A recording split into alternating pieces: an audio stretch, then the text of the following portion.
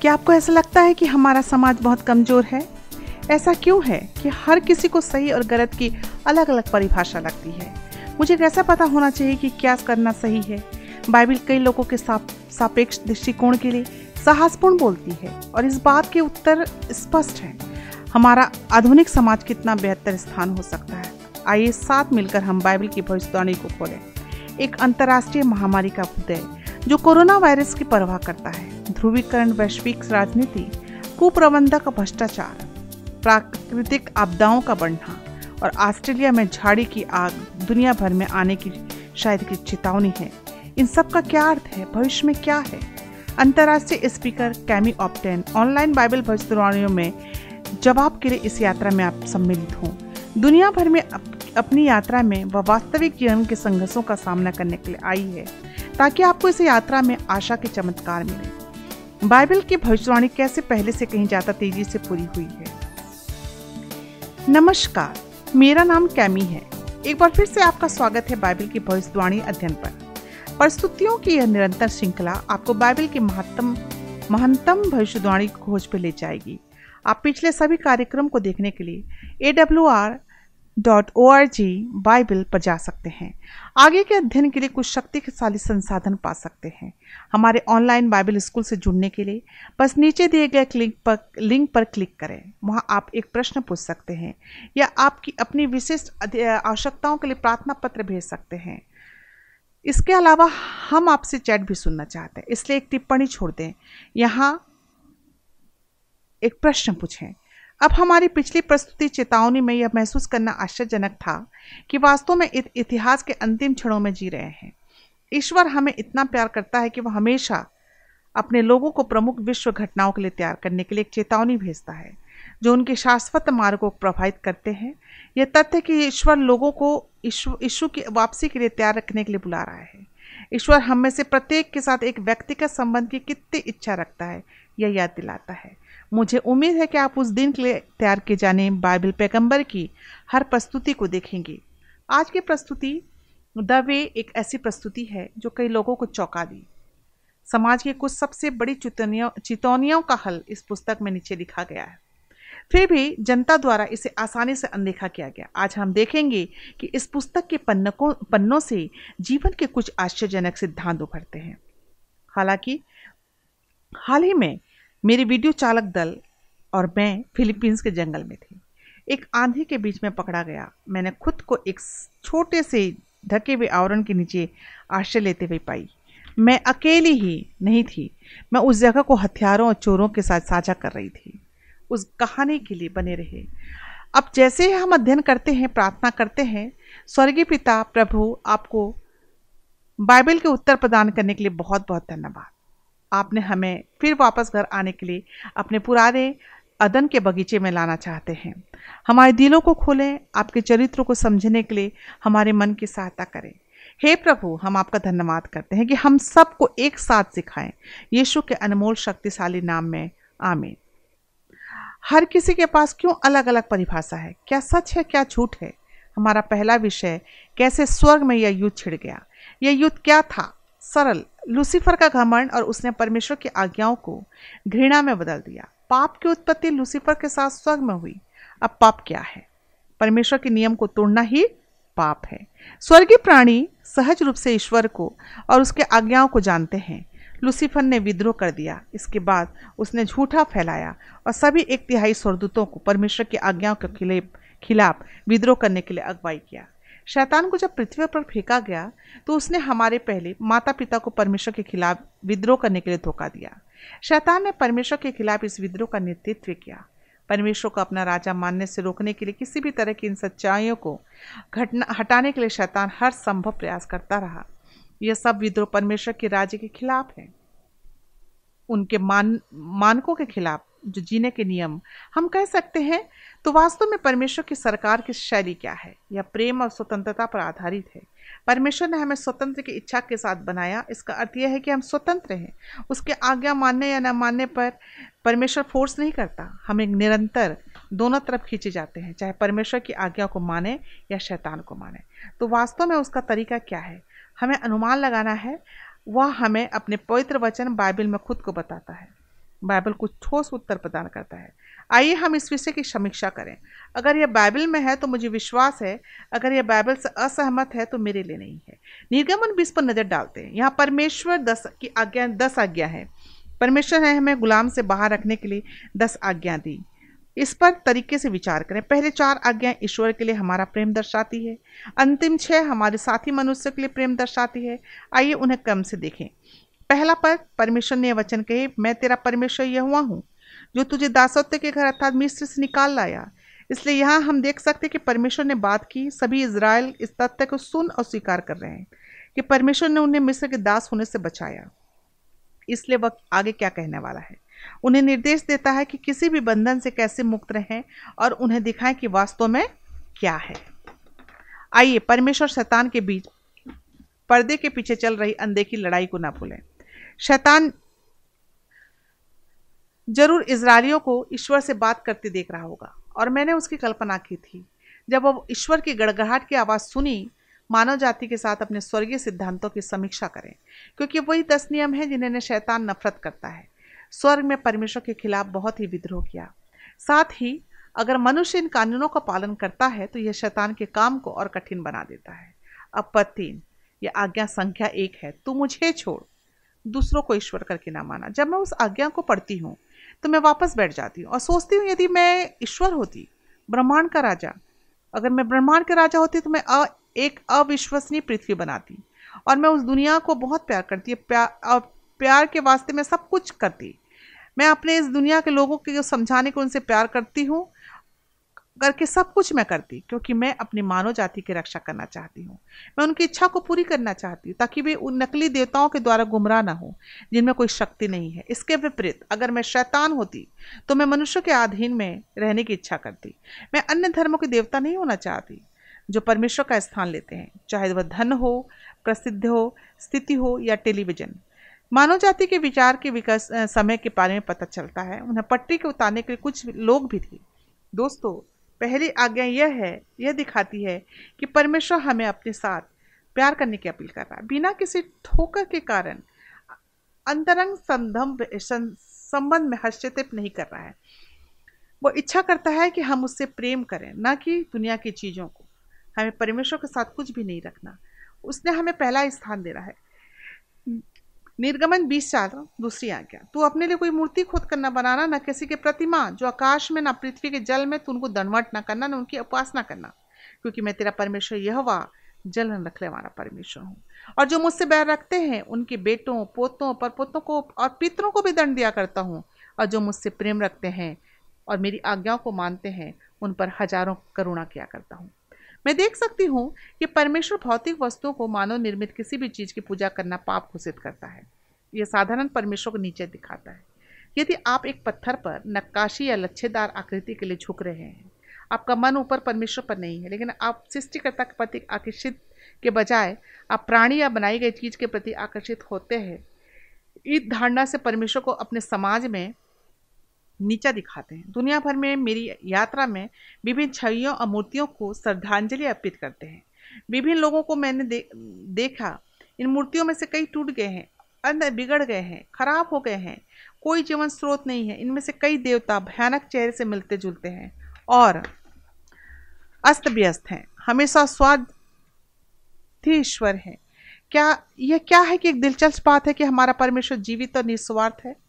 ये हमारे पृथ्वी पर भव्य फूलों से लुभावना परिदृश्यों में, रंगीन पक्षियों से रंगीन सूर्यास्त तक परिलक्षित होता है। साथ में यह एक दिलचस्प है, इस संसार के मानव निर्मित भगवान अक्सर घिनौना और कामुक होता है। परमेश्वर कहता है कि वह एक जलन करने वाला परमेश्वर है, जिसका अर्थ है वो आपसे बहुत प्यार करता है, आपको बचाने के लिए कुछ भी करना चाहता है और करने को तैयार है। परमेश्वर कहता है, कृपया कोई मूर्ति या आकृति ना बनाए जब मैं दुनिया की शक्तिशाली परमेश्वर खुद को बलिदान कर देता हूँ। हमारा परमेश्वर जीवित ईश्वर है दोस्तों, जबकि ये सब नकली मरे हुए हैं और अपनी कब्र में दफना गए हैं। शून्य शक्ति के साथ खुद को या किसी को जीवित करने के लिए उनमें से कोई शक्ति नहीं। हम उसकी उपासना करके अपनी निष्ठा दिखाते हैं। परमेश्वर कहता है, मूर्तियों के माध्यम से मेरे पास आने का प्रयास न करें, क्योंकि आप नहीं कर सकते। मैंने तुम्हारे और मेरे बीच एक सीधा रास्ता बनाया है, सीधे मेरे पास आओ। शैतान ईश्वर के स्थान पर मनुष्य की ओर ध्यान आकर्षित करने के लिए निरंतर प्रयास करता है। लोग पवित्र शास्त्र की खोज करने के बजाय प्राध्यापकों, बिशपों को देखते हैं। शैतान अपनी इच्छा के अनुसार इन नेताओं के दिमाग को नियंत्रित करके बहुरूपियों को प्रभावित कर सकता है। भविष्यवाणी बार बार दिखाती है इस आज्ञा में। परमेश्वर माता पिता की ओर ध्यान आकर्षित करते हुए सलाह देते हैं, यदि आप माता पिता के रूप में अपने जीवन में गलत काम करते हैं या इस दुनिया में किसी को चीज को ईश्वर बनाते हैं, आपका बच्चा इस बात का गवाह है कि इससे प्रभावित होता है। परमेश्वर चेतावनी देता है आपके बच्चों को आपके नक्शे कदम पर चलने की संभावना है। इससे सावधान रहें। आपका ईश्वर कौन है? वह कहता है यदि आप जीवन भर परमेश्वर के साथ समय नहीं बिता रहे हैं तो अपने बच्चों की प्रवृत्ति होगी वही करने के लिए। तो आपको ये विचार करने की आवश्यकता है कि अपने परिवार को प्रभावित कर रहे हैं। आपके बेटे पोतों को वह उन हजार लोगों पर दया करता है जो उनसे प्रेम करते हैं और उनकी आज्ञा रखते हैं। आइए पद 7 पर देखें। आज्ञा संख्या 3 पर जाएं। तो अपने परमेश्वर का नाम व्यर्थ न लेना, क्योंकि जो प्रभु का नाम व्यर्थ लेते हैं वो निर्दोष न ठहरेंगे। जो उनका नाम व्यर्थ लेता है, परमेश्वर हमसे अनुरोध करता है कि उनका नाम सम्मान हो। हमारा सृष्टिकर्ता हमारे प्रति अपनी वफादारी की निशानी के रूप में सम्मान का हकदार है। ये आज्ञा न केवल झूठी शपथ और आम कसम खाने पर रोक लगाती है, बल्कि यह हमें जीवन के ईश्वर के नाम का उपयोग हल्के या लापरवाह तरीके से करने से मना करती है। दुनिया का हर एक लुभावना जीव जानता है कि ईश्वर का सम्मान हकदार है। केवल हम हैं जो पाप में गिरे हुए हैं और गिर गए हैं। हमें लगता है कि अपवित्रता शपथ लेना ठीक है। बंद करो, सोचो। परमेश्वर कहता है कि मेरे नाम का सम्मान करो। इसलिए अगर मैंने परमेश्वर के खिलाफ विद्रोह का नेतृत्व किया है तो इसका मतलब है कि मैं उन लोगों को श्राप देने के लिए उस्काया है। पर मुझे ये पता है कि परमेश्वर को उसने मुझे खेद महसूस करेंगे। इसलिए दोस्तों, जब हम परमेश्वर को अपने शब्दों को से ऊंचा उठाते हैं तो परमेश्वर पसंद होता है। तो मुझे लगता है कि मैं क्या करना चाहती हूँ। निर्गमन 20 और पद 8 यानी आज्ञा नंबर 4। तो विश्राम दिन को पवित्र मानने के लिए याद रखना। 6 दिन तो तू परिश्रम करके अपना सब काम काज करना, परंतु 7वां दिन तेरा परमेश्वर यहोवा के लिए विश्राम दिन है। उसमें ना तो किसी भांति का काम काज करना, न तेरा बेटी, न तेरी बेटी, न तेरा दास, न तेरी दासी, न तेरे पशु, न कोई परदेशी जो फाटकों के भीतर हो, क्योंकि 6 दिन में यहोवा ने आकाश और पृथ्वी और समुद्र जो कुछ इसमें है सबको बनाया और 7वें दिन विश्राम किया। इस कारण यहोवा ने विश्राम दिन को आशीष दी और उसे पवित्र ठहराया। मुझे यह आज्ञा पसंद है क्योंकि बहुत सुंदर और व्यक्तिगत रूप से आवश्यक है। हमारे निर्माता हम पर बहुत प्यार किया। वह जानता है कि हमें साप्ताहिक कायाकल्प का आनंद लेना चाहिए। यह 24 घंटे आशीर्वाद मनाने और धन्यवाद देने के लिए आराधना का समय है। यह हमारे परिवारों के साथ एक सुअवसर है। ईश्वर को हमें ईश्वर को अपना केंद्र बनाना चाहिए। यदि मैं परमेश्वर के राज्य में तोड़फोड़ करूंगी तो निश्चित रूप से इस आज्ञा का खिलवाड़ करूंगी, क्योंकि यह बहुत कुछ संदेश दर्शाता है। परमेश्वर मनुष्यों के साथ समय और उनके एक साथ व्यक्तिगत संबंध चाहते हैं। इसलिए मैं सुनिश्चित करने के लिए अपनी शक्ति पर भर कोशिश करूंगी कि पीढ़ियों ने न केवल उसकी आज्ञाओं को भुला दिया जिसे परमेश्वर ने याद करने के लिए कहा था। मेरे लिए व्यक्तिगत रूप से मैं आज्ञा को हर हफ्ते रखने के लिए तत्पर हूँ, क्योंकि लाभ केवल आत्मिक नहीं है बल्कि शारीरिक और मानसिक रूप से कार्यकलाप है। अब पद 12, 5वीं आज्ञा। तो अपने पिता और अपनी माता का आदर करना, जिससे जो देश तेरा परमेश्वर यहोवा तुझे देता है उसमें तू बहुत दिन तक जीवित रहे। मुझे पता है कि जब मैंने अतीत में ऐसा नहीं किया, जब मैं अपने माता पिता का अपमान किया तो मुझे बहुत बुरा लगा। अब मैं अपने माता पिता से प्यार, दया, विचारशीलता के साथ व्यवहार करता हूँ और मुझे बहुत अच्छा लगता है, न केवल उसके बारे में बल्कि अपने बारे में। साथ ही यह आज्ञा लंबे समय के लिए एक वादा है। हमें अपने सांसारिक माता पिता और शौक में अपने माता पिता का सम्मान करना चाहिए। ऐसे सबक जिन्हें परमेश्वर ने स्वभाव से सीख सकते हैं। मैं भारत के एक व्यक्ति के बारे में एक कहानी सुनी थी, जिसे एक पड़ोसी गांव से एक गाय खरीदी और गाय को अपने घर ले आया। पहली रात उसने देखा गांव के कुत्ते लगातार भौंकने लगे। उन्होंने एक सुरक्षा कैमरा स्थापित किया और उन्होंने देखा एक आश्चर्यचकित था। तस्वीरों में तेंदुए की उत्सुकता के कारण उन्होंने गाय के मूल्य मालिक को ट्रैक कर लिया। वे सब जानकर चौंक गए कि तेंदुए की मां की मृत्यु हो गई थी। जब बिल्ली का बच्चा केवल 20 दिन का था तो लोग उस तेंदुए की गाय की देखभाल करने के लिए कोशिश करने के लिए विचार के साथ आए और यही हुआ।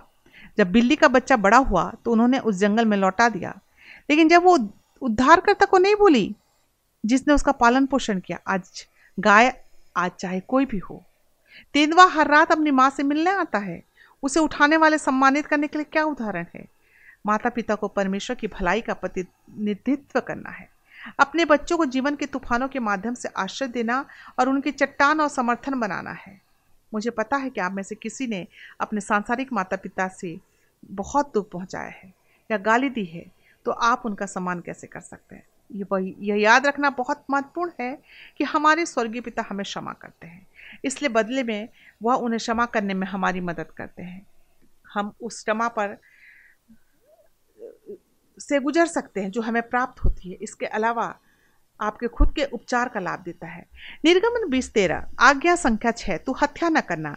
यदि केवल हमारी दुनिया वास्तव में स्पष्ट रूप से पालन करती तो हमें किसी भी समय, दिन रात, चाहे कहीं भी हो, यात्रा करने की चिंता नहीं करनी चाहिए। मैं बिना किसी चिंता के किसी भी पड़ोस में, किसी भी शहर में, किसी भी देश में अपनी इच्छा अनुसार जा सकती हूँ। इसके बजाय जब मैं दस्तावेजों के चमत्कारों की यात्रा करती हूँ तो कई बार मेरे अंगरक्षक या सैन्य स्कॉट होते हैं। हाल ही में मेरे वीडियो चालक दल और मैं फिलीपींस के जंगल में थे। एक आंधी के बीच में पकड़ी गई। मैं खुद को एक छोटे से ढके हुए आवरण के नीचे आश्रय लेती हुई पाई। मैं अकेली नहीं थी, मेरे बगल में 2 वीडियोग्राफर, लगभग 20+ मुर्गियों, कुत्तों, बिल्लियों, बकरियों और एक बहुत बड़ी परिवार था। और हाँ, यहाँ तक कि सुअरों का भी परिवार था। जैसे जैसे हम साथ घूमते, जसली ने अपनी कहानी अपने साथ साझा की। उसने मुझे उस दिन के बारे में बताया जब उसका परिवार नाश्ता खा रहे थे और अचानक सुबह की शांति गोलियों तेज से छलनी हो गई। उसके पति एंटोनियो ने उनके हमले के हथियार को पकड़ लिया। वो कोई अजनबी नहीं था, वो युद्ध करने के लिए गुरिल्ला सेनानी के रूप में था। उसने अपनी पत्नी से कुछ भयानक युद्ध देखे थे। अब गोलियों के लगातार स्प्रे का मतलब केवल एक ही हो सकता है।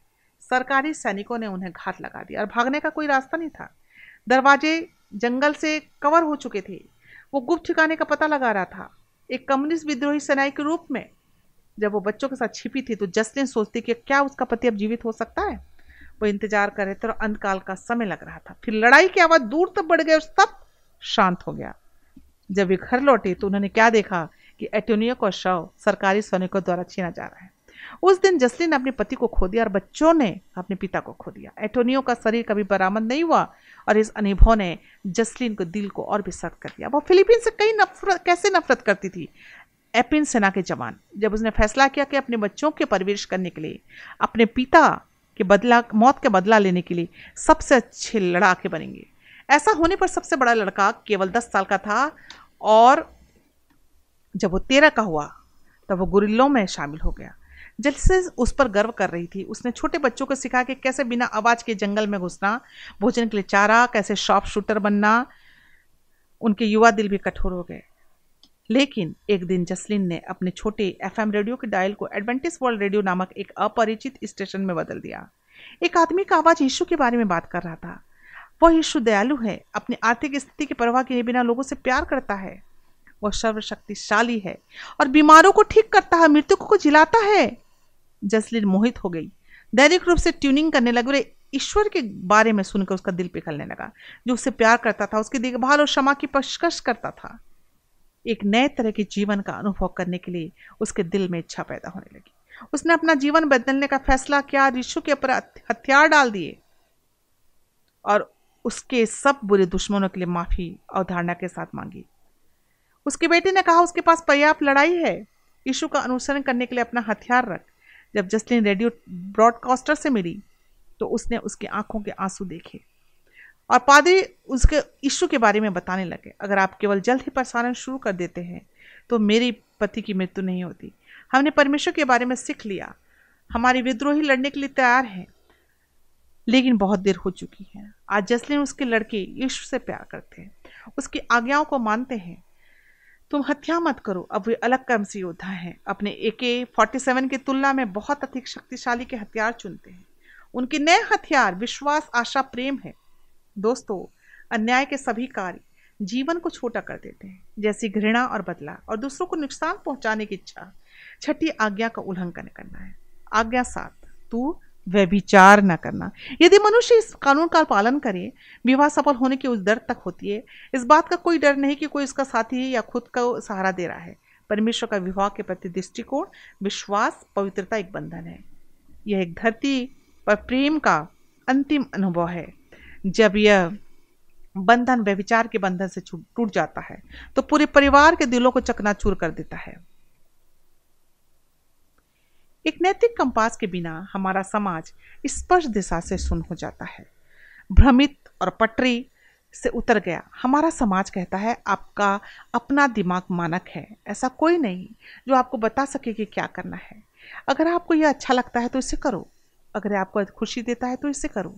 दो सहमति देने वाले वयस्क अपनी खुशी के लिए कुछ भी कर सकते हैं। ठीक है, परमेश्वर अपनी खुशी के देने के लिए बहुत सारी चीजें देता है, लेकिन शैतान उसे मोड़ देता है। प्रेम को वासना के रूप में देखना, शैतान का लक्ष्य परिवार को तोड़ना, नैतिकता को ढीला करना और बीमारियों और अविश्वास को फैलाना है, ताकि परमेश्वर के साथ हमारी संगति भंग हो जाए। वह समाज को तोड़ने में खुशी होता है, घरों को विभाजित करता और शैतान जीतता है। क्या हम आभारी नहीं? परमेश्वर का उसने हमें बनाया, कैसे हम घरों को संरक्षित करें, अपने भीतर सुख और शांति प्राप्त करें। परमेश्वर ने विवाह को पवित्र करने के लिए क्या योजना बनाई? निर्गमन 20:15, आज्ञा संख्या 8, तू चोरी न करना। परमेश्वर यहाँ कई पहलुओं का जिक्र कर रहा है। स्पष्ट है कि आप बैंक को ना लूटें, कहीं ऐसा कुछ ना हो, लेकिन उससे भी आगे एक व्यक्ति का फायदा नहीं उठा सकते जो कमजोर या कम भाग्यशाली है, या कुछ ऐसा जिसे धोखाधड़ी माना गया। अब अगर ईश्वर का कट्टर दुश्मन होता अगर, तो लोग डर के जीते, अपने सामान से चिपके रहते, अपने सामान का बीमा कराने पर पैसा और समय खर्च करते, इसे छिपाते, फिर इसके बारे में चिंता करते, फिर इसे ले जाने में दुखी होते। परमेश्वर की योजना थी दोस्तों कि हर कोई चोरी ना करे, ईमानदारी से स्वयं के श्रम का फल प्राप्त करे। क्या अच्छी योजना नहीं थी? पर 16, आज्ञा नंबर 9, तो किसी के विरुद्ध झूठी साक्षी न देना। जब हम झूठ बोलते हैं, यथार्थ में हमें यह सोचकर मूर्ख बनाता है, यह हमें एक गर्म स्थिति से बाहर निकालता है, लेकिन वास्तव में क्या कर रहे हैं? अपने लिए अधिक अराजकता पैदा कर रहे हैं, क्योंकि हमें अब याद रखना है कि मैंने किसे कब कहाँ क्या बोला। झूठ आत्मा का आवास बनाते हैं। ये ऐसा है कि जैसा हर एक झूठ आपके आसपास एक जेल बनकर रहती है। आप झूठ के जाल में फंसते जाते हैं। गपशप करना, सफेद झूठ, आंशिक सच बताना, स्वयं के झूठ के मालिक हो जाते हैं। और वह कौन है? बाइबल हमें बताती है, यूहन्ना 8:44, सुन अपने पिता शैतान से, तू अपने पिता शैतान से हो और अपने पिता की लालसाओं को पूरा करना चाहते हो। इच्छा अपने पिता की इच्छाओं को पूरा करने की है। वो शुरू से कातिल था और सच्चाई में खड़ा, क्योंकि उसने अपने कोई सच्चाई नहीं की। जब वो झूठ बोलता है तो अपने चरित्र से बोलता है, क्योंकि वो एक झूठा और झूठ का पिता है। परमेश्वर चाहता है कि हम सच बोलें। इसका मतलब ये है कि अपने शब्द के लिए सच। यहाँ एक कहानी उदाहरण के लिए, मुझे जैक के बारे में एक छोटी सी कहानी पसंद है, जो 1830 के दशक के महान अवसाद के दौरान था। उनका परिवार साधारण किसानों से था। जैक अपने परिवार की मदद में सक्षम होना चाहता था। पास में एक नाले के पास एक पोल, एक हुक, बहुत कीड़े लगे रहते थे। उन्होंने मछली पकड़ने, उन्हें बाजार में बेचने का फैसला किया। हर साल गर्मी में नाले में उतर जाता, डंडे को पानी में डालता, मछलियाँ चलाता। वास्तव में एक स्टोर के व्यापारी के साथ सौदा किया, जिन्होंने कहा, जैक मुझे पता है आप एक अच्छे कारण के लिए ऐसा कर रहे हैं, इसलिए हर मछली जो आप मुझे देते हैं, चाहे कितना भी बड़ा हो, चाहे कितना भी छोटा हो, मैं उसका 50 सेंट भुगतान करूंगा। अब जमाने में 1800 में 50 सेंट का बहुत पैसा था। जैक उस गर्मियों में हर रोज मछली पकड़ता, कभी कभी छोटी छोटी मछलियां लाता, लेकिन उस व्यापारी की आंखें नहीं, बल्कि हर मछली बड़ी मछली के रोल किया। छोटे उस जैक 50 सेंट का भुगतान किया। इसने जैक के परिवार को सर्दियों के माध्यम से पूरे एक वर्ष के लिए सहायता प्रदान की। जैक को बुरा लगने लगा। उसने सवाल किया कि क्या स्टोर के मालिक कहीं नाजायज फायदा तो नहीं उठा रहा है। एक दिन उसे एक झटका मिला। अपनी लाइन पर अपनी मछली पकड़ने के पोल पर वापस खींचने के लिए मछली अभी कोई पकड़ी नहीं थी। यह बहुत बड़ा था। कहानी कहती है 30 पाउंड से भी अधिक था। जैसा उन्होंने बाहर निकाला, यह जीवन में अभी देखी गई सबसे बड़ी मछली थी। जब वो बाजार जा रहा था तो अजनबी व्यक्ति गाड़ी चला रहा था। उसने अपनी पीठ पर विशाल का मछली के साथ लड़के को देखा। उसने सोचा, वाह, ये ट्रॉफी मछली है। उसने अचानक रोक दिया और कहा, अरे, मैं तुम्हें 50 सेंट दे दूंगा अभी इस मछली के लिए।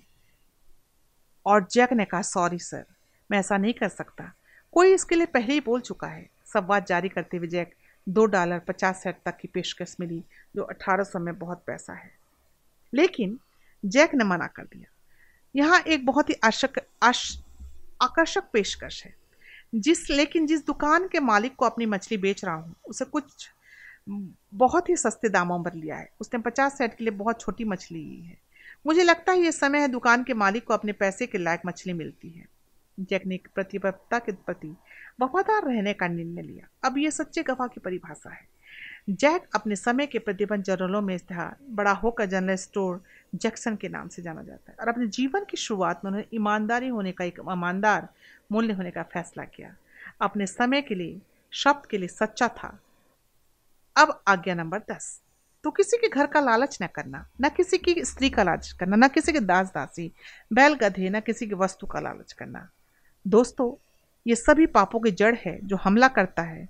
ये हमारी स्वार्थ रहित इच्छाओं पर रोक लगाता है और अन्य पापों का एक प्रमुख प्रभाव है। तुम्हें पता है, एक बाइबल कहती है जिसके बारे में दूसरा शमूएल 11 में पढ़ सकते हैं, जहां राजा डेविड अपनी पड़ोसी की पत्नी बैतशेबा के साथ रहता है। यह एक आदर्श उदाहरण है कि कैसे लोभ अन्य पापों की ओर ले जाता है, क्योंकि यह पाप दाऊद का नेतृत्व करता है, झूठ बोलता, चोरी करता है, अंततः बैतशेबा के पति उरिय्याह की हत्या कर देता है ताकि उसे अपना बना सके। मेरी पड़ोसी के पास इतना सुंदर घर है, ऐसा घर बनाने के लिए मैं भी कोशिश करूंगा, चाहे कुछ भी हो जाए। शैतान हमारी आंखों को अंधा बना देता है और जो हमारे पास है उसे न देख, जो नहीं है उसको पाने के लिए दौड़ पड़ते हैं। मैं हॉलीवुड की तरह एक झूठा आदर्श भी बनूंगी ताकि लोग निरंतर निराशा में रखने के लिए लालच दे सकें और जीवित न रह सकें। मैं सबके कामुक, सबसे धनी, सबसे तेज, सबसे मजेदार और एक प्रतियोगिता बना दूंगी। जब लोग ऐसा महसूस नहीं करते, इस मानकों को मापते हैं, तो उदास हो जाना आसान है। सभी गलत स्थानों पर मूल्य या प्यार खोजने की कोशिश करने लगते हैं। परमेश्वर आपको योग्यता प्रदान करता है क्योंकि आप ब्रह्मांड के राजा के बच्चे हैं। वह प्रदान करता है जो हमें चाहिए, उसके लिए मैं आभारी हूँ। परमेश्वर का नियम एक शक्ति क्षेत्र, संरक्षक दीवार की तरह है, हमें अंदर गिरने से रोकता है। पाप उनमें से कई बारूदी सुरंग में एक है। अपने दम पर पवित्र शक्तियों के मानकों के साथ आवश्यकता। हर एक पसंद एक परिमाण होता है। गलतियों और बुरे इंसानों को फंसाना शैतान का लक्ष्य है। वह जानबूझकर मानसिक, भावनात्मक, शारीरिक रूप से लोगों को जानबूझकर नष्ट करने की योजना बना देता है, जबकि परमेश्वर की इच्छा है कि हर एक स्त्री और पुरुष खुश रहे और शांति से रहे। परमेश्वर के नियमों का पालन करना हम चीजों को कठिन तरीके से सीखने से बचाएगा, लेकिन स्वयं के द्वारा वे परमेश्वर के साथ एक व्यक्तिगत अनुभव नहीं देंगे। वास्तव में परमेश्वर के साथ वास्तविक संबंध के बिना नियमों की एक सूची एक दयनीय अनुभव हो सकती है। एक युवा जोड़ी ने शादी की, एक खूबसूरत समारोह और हनीमून का आनंद लिया। पहली सुबह पति पत्नी के रूप में दूल्हा दुल्हन को कागज का एक टुकड़ा सौंपता है। वह कहता है, मैंने हर दिन आपकी चीजों की एक सूची बनाई है, यह हमारी शादी को आसान बना देगा।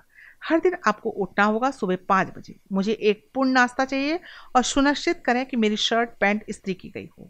लंबी सूची के माध्यम से पढ़ने के बाद उसने रसोई की दीवार पर पोस्ट किया, जब आप कर रहे हो तो प्रत्येक आइटम की जांच करना सुनिश्चित कर लें। दुल्हन की आंखें बड़ी हो गई। जैसा उसने जारी रखा, मैं एक नई सूची बनाऊंगा, जब हमारे बच्चे होंगे तब बहुत कुछ करना होगा। सब कुछ उसकी सूची के अनुसार बिल्कुल किया जाना था। हर शाम वे सूची के चेक करते थे, मार्ग पर चले जाते, लेकिन वो आदेशों को ठेंगा दिखाती थी। वो इतनी बीमार हो गई कि मार्गों से थक गई। आखिरकार जैसा उम्मीद था, विवाह तलाक में समाप्त हो गया। कुछ साल बाद उस महिला को एक दयालु अद्भुत सज्जन के साथ प्यार हो गया। उससे उसने शादी कर ली। यह एक सपना की तरह था। दोनों महसूस करते थे कि वे हवा में तैर रहे हैं। इतनी शानदार शादी थी कि उसकी मदद करेंगे, वह उनकी मदद करेंगे। वे सुंदर बगीचे में एक साथ समय बिताना पसंद करते थे। एक दोपहर कुछ बक्से से गुजर रही थी। उसने एक और पाया उसके पूर्व पति की सूचियां तैयार करने के लिए। उसका चेहरा लाल हो गया, उसका दिल दौड़ने लगा, जैसा क्रोध उसके अंदर समा गया हो।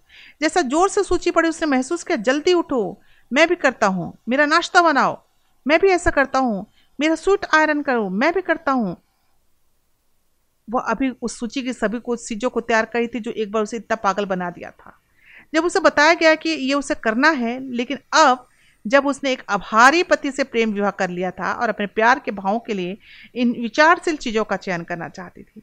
हम जिस कारण को मानते हैं वो इसलिए नहीं है कि हम ईश्वर का पक्ष लेने की कोशिश करते हैं। यह तो हमारे प्रति प्रेम की प्रतिक्रिया है। मैं अपनी मुक्ति पाने के लिए ईश्वर की आज्ञाओं को पालन नहीं करती। मैं ईश्वर को मानती हूँ, उद्धार पाने के लिए नहीं, बल्कि इसलिए कि मैं बचाई गई हूँ। परमेश्वर को प्रेम करती हूँ। परमेश्वर को जानने के लिए नियम उसके कठिन लग रहे हैं, लेकिन जीवन में अचानक समझ में आ जाएंगे और सही काम वास्तव में अच्छे से हो जाएगा, उसके बारे में नहीं, अपने रिश्तेदारों के बारे में। हम गलत फहमी में, हम परमेश्वर किसी की गलती को पकड़ने के लिए डंडा लिए खड़ा है और गलती मिलते ही डंडा लगाता है। वह हमें एक अलग रास्ता चुनने की दलील दे रहा है ताकि बुरे का परिणाम हमें भुगतना न पड़े। परमेश्वर की आज्ञा एक दर्पण की तरह है मित्रों, हमें ये प्रतिबिंब कराता है और वास्तव में हम सोचते हैं कि हमारे मन में देखते हैं हम कौन है, कहाँ क्या बनना चाहते हैं। हमारे मन में खुद को स्मार्ट, वफादार और ईमानदार के रूप में देख सकते हैं। एक आदमी जिसे हम चाहते हैं, एक महिला जिसे हम बनने की कोशिश करते हैं, लेकिन हम 10 आज्ञा को देखते हैं तो क्या पाते हैं? 10 आज्ञा हमें खुद का प्रतिबिंब दिखाता है जो हमने पहले कभी देखा नहीं था। हम कम हो जाते हैं और हम खुद को देखते हैं कि हम वास्तव में कौन हैं। इसलिए जब हम यीशु को स्वीकार करते हैं तो अंदर आता है, हमारे चारों धर्म की बागडोर डालता है ताकि जब परमेश्वर पिता हमें देखे फिर हमें उसके राज में स्वीकृत करे और बच जाते हैं। अब हमारे मन में गियर्स को शिफ्ट करें और 10 आज्ञाओं के बारे में हमेशा की तरह कुछ लोकप्रिय सवालों को, चिंताओं को जांच कर लें। बाइबल हमें जवाब देने के लिए अनुमति दे। क्या परमेश्वर की 10 आज्ञाओं को बदला जा सकता है? लूक 16:17 स्वर्ग की पृथ्वी का टाल जाना व्यवस्था के एक बिंदु के मिट जाने से सहज है। भजन संहिता 89:34 में अपनी वाचा को नहीं तोड़ूंगा, जो मेरे मुंह से निकल चुका है उसे ना बदलूंगा। भजन संहिता 111:7-8 उसकी सारी आज्ञा सुनिश्चित है, वे हमेशा हमेशा के लिए विश्वास योग्य है। मलाकी 3:6 क्योंकि मैं परमेश्वर नहीं बदलता, किसी भी परिस्थिति में नहीं, 10 आज्ञा को कभी न बदला या परिवर्तित किया, यह स्वयं ईश्वर के समान स्थायी है। बाइबल में 3 बार सांसारिक राजाओं हेरोदेस, डेरियस, अहेसरस ऐसे कानून बनाए जो बाद में बदलना चाहते थे लेकिन नहीं कर सके। यदि कमजोर टीकाकरण वाले राजाओं के कानून अपरिवर्तित थे तो कैसे क्या कोई सोच सकता है कि परमेश्वर का अनंत नियम जिसे उंगली से पत्थर में लिखा गया को बदल दिया जा सके? परमेश्वर के कानून को बदलने के बजाय स्वयं को बदलना संभव नहीं। बाइबल के अनुसार पाप क्या है? पहला यूहन्ना 3:4 पाप कानून का अपराध है। रोमियो 3:20 व्यवस्था के द्वारा पाप का ज्ञान होता है। शैतान परमेश्वर की आज्ञाओं से नफरत करता है क्योंकि यह हमें इस बात से अवगत कराता है कि हमें मुक्तिदाता की आवश्यकता है। क्या यीशु ने 10 आज्ञाओं को रखा, पालन किया? यूहन्ना 15:10 मैंने अपने पिता की आज्ञाओं को रखा। यह बहुत स्पष्ट है दोस्तों। पहला पत्रस 2:21 इसके लिए आपको बुलाया गया था क्योंकि मसीह भी हमारे लिए दुख उठाया, हमें एक उदाहरण दिया कि हम उसके पद चिन्हों पर चलें। वास्तव में यीशु ने आपके लिए 10 आज्ञाओं के उदाहरण पर रखा। कितने लोगों ने पाप किया? रोमियो 3:23 सभी ने पाप किया, परमेश्वर की महिमा से रहित है। पापी जीवन जीने के लिए सजा क्या है? रोमियो 6:23 पाप की मजदूरी मृत्यु है। यदि परमेश्वर के नियम को बदला जा सकता है, यीशु के लिए कुछ पर मरना आवश्यक नहीं पड़ता। तथ्य यह है कि यीशु ने पाप के दंड का भुगतान किया और मर गया, और सबूत है कि 10 आज्ञा अपरिवर्तनीय है। कुछ लोग कहते हैं कि 10 आज्ञा पुराने नियम है और नए नियम के ईसाई हमारे लिए लागू नहीं है। यीशु इस बारे में क्या कहते हैं? यदि आप जीवन में प्रवेश करना चाहते हैं तो आज्ञाओं का पालन करें। जॉन 14:15 यूहन्ना 14:15 यीशु कहते हैं कि यदि तुम मुझसे प्यार करते हो तो मेरी आज्ञा को पालन करो। दोस्तों इसके विपरीत भी सच होगा। यदि तुम मुझसे प्रेम नहीं करते तो मेरी आज्ञा को मत मानो। दोस्तों इसके विपरीत भी सच होगा। यदि तुम मुझसे प्रेम नहीं करते तो मेरी आज्ञा को मत मानो। प्रकाशित वाक्य 22:14 धन्य है वे जो उनकी आज्ञा को मानते हैं। प्रकाशित वाक्य 14:12 यहाँ संतों का धैर्य है, या वे हैं जो अपने पास रखते हैं परमेश्वर की आज्ञाएं। यीशु की आस्था मित्र नया नियम स्पष्ट रूप से सिखाता है कि परमेश्वर के लोग उसकी सारी आज्ञा पालन करेंगे। हम जानते हैं कि दुनिया आज बड़ी मुसीबत में है क्योंकि बहुत सारे लोग इसे महसूस नहीं करते। परमेश्वर के नियम का पालन करना महत्वपूर्ण है, पर बाइबल यह कहकर हमारे दिन की बात करती है। वह समय आया है कि हम यहोवा का काम करें क्योंकि लोगों ने बड़ी तेरी आज्ञा तोड़ दिया है। यह भजन 119-126 में लिखा है। आपको उससे पूछ रहे होंगे कि आज्ञाओं को रखना कैसे संभव है। फिलिपियों 4:13 मैं मसीह के माध्यम से सभी चीजें कर सकता हूं जो मुझे सामर्थ्य देता है। इब्रानियों 8:10 मैं अपने आज्ञाओं को उनके हृदय में डालूंगा और लिखूंगा उनके दिलों पर। क्या मैं उनकी आज्ञाओं को रखे बिना सच्चा ईसाई बन सकती हूँ? पहला यूहन्ना 2:3-4। अब इसके द्वारा हम ये जानते हैं कि हम उसे जानते हैं, यदि हम उसकी आज्ञा रखते हैं। वो जो कहता है उसे जानता हूँ, उसकी आज्ञा को नहीं रखता, एक झूठा और सत्य उसमें नहीं है। क्या आज्ञा हमें बचाएगा? इफिसियों 2:8-9। अनुग्रह के द्वारा तुम्हें बचाया गया, अनुग्रह के द्वारा तुम्हें बचाया गया विश्वास के माध्यम से, और यह कि तुम्हारा नहीं, यह ईश्वर का उपहार है, काम का नहीं। ऐसा ना हो कि किसी को घमंड हो। परमेश्वर के नियम को बनाए रखने में कोई नहीं बचता। ईश्वर की चमत्कारी कृपा से सभी बचाए जाते हैं। ईश्वर की कृपा से जो लोग बच गए, जो रूपांतरित हो गए, उनके प्यार और धन्यवाद के रूप में उनकी आज्ञा को मानना चाहेंगे। जैसा कि आपने आज संदेश सुना, क्या आप देख रहे हैं कि परमेश्वर के पास एक पवित्र नियम है जिसमें 10 आज्ञा हैं। अब क्या मैं गड़बड़ करने जा रही हूं? हाँ। क्या मैं जानबूझकर आज्ञा को तोड़ना चाहती हूँ? ना। जब मैं असफल होती हूँ, ईमानदारी से अपने पाप की माफी मांगती हूँ, फिर क्या मुझे यह सवाल करने की जरूरत है कि क्या मुझे पाप माफ किया गया? यीशु कहता है, जब आप अपने पापों के लिए क्षमा मांगते हो तो वफादार होता है और हमें अपने पापों को क्षमा करने के लिए सभी अधर्म से हमें शुद्ध करता है। यदि आपने थोड़ी देर में अपनी स्लेट को साफ नहीं किया तो आज रात करें दोस्तों। अपने कान में शैतान को फुसफुस आने न दें। आप अच्छे नहीं हैं, आप स्वर्ग के योग्य नहीं हैं। यीशु आपसे आपका बड़ा से बड़ा पाप क्षमा करेगा। एक और दिन इस आश्वासन के बिना न जाने आपका परमेश्वर बर्फ के समान सफेद कर सकता है। यदि यह आपकी इच्छा है कि जैसा आपने देखा या सुना, परमेश्वर से कहें, मुझे एक उद्धारकर्ता की सख्त जरूरत है, मैं एक पापी हूं। मत्ती संहिता 119-126 में आप खुद से पूछ रहे होंगे कि आज्ञाओं को पालन करना कैसे संभव है। मसीह के माध्यम से सभी चीजें कर सकते जो मुझे सामर्थ देता है। मैंने अपनी आज्ञाओं के हृदय में डालूंगी और लिखूंगी उनके दिलों पर। क्या मैं उनकी आज्ञाओं को रखे बिना सच्चाई ईसाई बन सकती हूँ? इसके द्वारा हम जानते हैं कि हमें उसे जानना है। उसकी आज्ञा रखते हैं और जो कहता है उसे जानते हैं। उसकी आज्ञाओं को नहीं रखते, वही झूठा और सत्य उसमें नहीं है। क्या आज्ञा हमें बचाएगा? यदि हम सही हैं तो आज्ञा से हम बच सकते हैं। यदि आपकी इच्छा है, जैसे आपने देखा या सुना, परमेश्वर से कहें, उद्धारकर्ता की सख्त जरूरत है, मैं एक पापी हूं प्रभु, मैं पवित्र आत्मा की शक्ति के माध्यम से आपकी आज्ञाओं की पालन करना चाहती हूं। आप ऐसा कहना चाहते हैं कि उद्धारकर्ता की सख्त जरूरत है? आप ऐसा कहना चाहते हैं कि प्रभु मैं एक पापी हूं, प्रभु मैं आपकी पवित्र आत्मा की शक्ति के माध्यम से आपकी आज्ञाओं का पालन करना चाहती हूं? अगर ऐसा है तो बस नीचे दिए गए लिंक पर क्लिक करें और संकेत करें कि आप पवित्र आत्मा की शक्ति के माध्यम से परमेश्वर की आज्ञाओं का पालन करेंगे। अगर आप परमेश्वर की आज्ञाओं का पालन करेंगे, जैसा प्रभु ने अपने वचन में कहा है कि मैं आज्ञा का पालन करता हूं, अब हमारे मन में गियर्स को शिफ्ट करें 10 आज्ञाओं के बारे में और हमेशा की तरह कुछ सवालों को अपने अंदर आने की अनुमति दें, उसका जवाब आने की अनुमति दें। परमेश्वर की 10 आज्ञाओं को बदला जा सकता है। कृपया मिलकर प्रार्थना करें, एक दूसरे के लिए प्रार्थना करें, एक दूसरे को अपनी दुआ में उठाएं।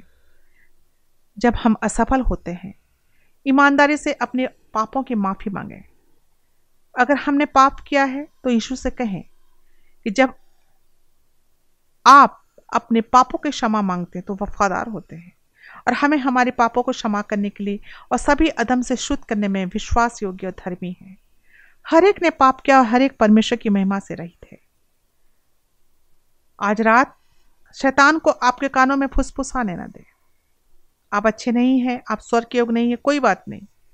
यीशु आपका बड़ा से बड़ा पाप को क्षमा कर सकता है। यीशु आपके बड़े से बड़ा पाप को क्षमा कर सकता है। यीशु कहता है कि आज रात मैंने तुम्हें चुन लिया है। यीशु अपना आपका बड़े से बड़ा पाप क्षमा कर सकता है क्योंकि वो कहता है कि आज रात उसने आपको चुन लिया है और दिन इस आश्वासन के बिना न जाने दे। अपने आप को परमेश्वर बर्फ के समान आपके पाप को श्वेत कर देगा। बाइबल बताती है कि चाहे हमारे पाप लाल रंग से क्यों ना हो, वो हिम की नाई श्वेत हो जाएंगे। आज प्रभु यीशु आपके पाप को बर्फ के समान सफेद करना चाहता है, यदि आपकी इच्छा है तो। यदि आपकी इच्छा है कि आपने देखा या सुना है, या परमेश्वर के करीब आना चाहते हैं, या परमेश्वर को अपना उद्धारकर्ता मानना चाहते हैं, यदि आपने जीवन में जो पाप किया उसके पाप की क्षमा चाहते हैं, यदि आप चाहते हैं कि परमेश्वर आपके पाप को क्षमा करे, यदि आप चाहते हैं कि आप बचाए जाएं, यदि आप चाहते हैं कि परमेश्वर के घर पे जाएं, परमेश्वर के उस पवित्र स्थान में जाने के लिए आप तैयार रहना चाहते हैं, यदि आप स्वर्ग राज्य के वारिस होना चाहते हैं, तो आज ही आपको निर्णय लेना होगा। आज ही आपको परमेश्वर को कहना होगा कि प्रभु मेरे पाप क्षमा कर।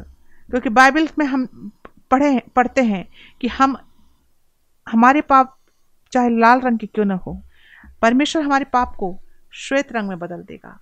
प्रभु मैं आपकी पवित्र आत्मा की शक्ति के माध्यम से आपकी आज्ञाओं का पालन करना चाहती हूँ। मैं आपके पवित्र आत्मा की शक्ति के माध्यम से आपकी आज्ञाओं का पालन करना चाहता हूँ। यदि ऐसा हो तो बस नीचे दिए लिंक पर क्लिक करें और संकेत करें कि आप पवित्र आत्मा की शक्ति के माध्यम से परमेश्वर की आज्ञाओं का पालन करेंगे। मित्रों, आइए मिलकर प्रार्थना करें। स्वर्गीय पिता, आज रात हमने सीखा हमारे जीवन के लिए आपकी योजना क्या है। हमारी सुरक्षा रखने के लिए, बचाने के लिए धन्यवाद। कृपया उन सबों को सशक्त करने में सौंपते हैं। हमारे जीवनों के द्वारा आपकी महिमा हो।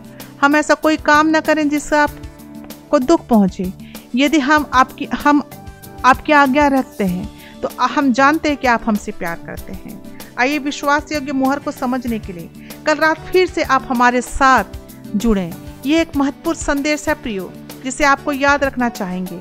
हमारी बाइबल के भविष्यवाणियों में शामिल होने के लिए धन्यवाद। आइए फिर से हम अगर आपके जीवन में कुछ बदला है, यदि आपके जीवन में कुछ वहाँ लिख कर हमें बताएं कि प्रभु ने आपके जीवन में क्या किया। आप वहाँ लिख कर हमें संदेश दें कि प्रभु ने हम आपके लिए क्या करना चाहता, आप प्रभु के लिए क्या करना चाहते हैं। शुभ रात्रि दोस्तों, परमेश्वर आपको आशीष दे।